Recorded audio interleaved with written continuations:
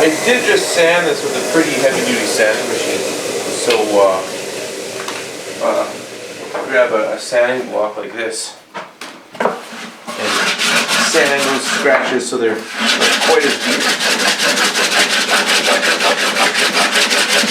You also want to make sure that you don't have a flat spot or don't have it so it's crooked. You want to have it so it's nice and fluid.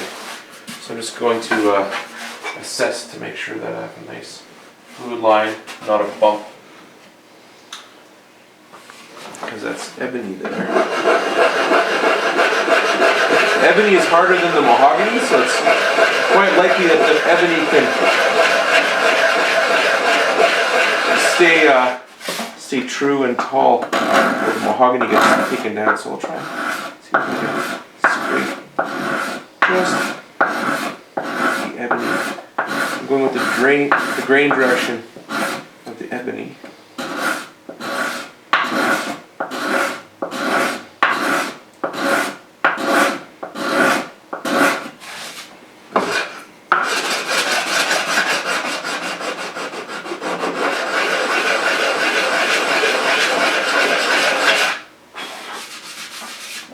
And it's pretty okay. Now, I'm doing the back. I'm going to start up binding the back. Just inspecting. Everything looks pretty not so bad. So I'm just going to scrape the mahogany at the back just a little bit closer.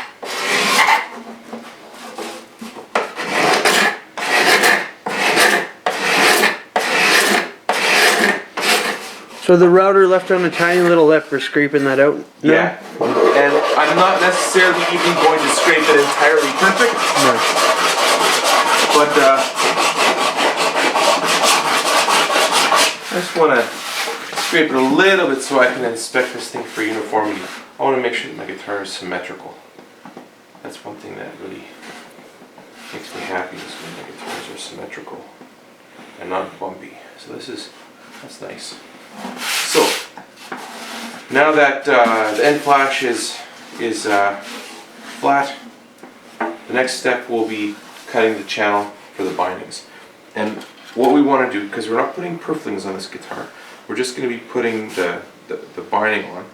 What we want to do is cut a channel that's as far down as the binding is tall and as deep as the binding is wide. And so the binding's already bent, and so I'll get the table set up over there. If you want to just pause that for a minute.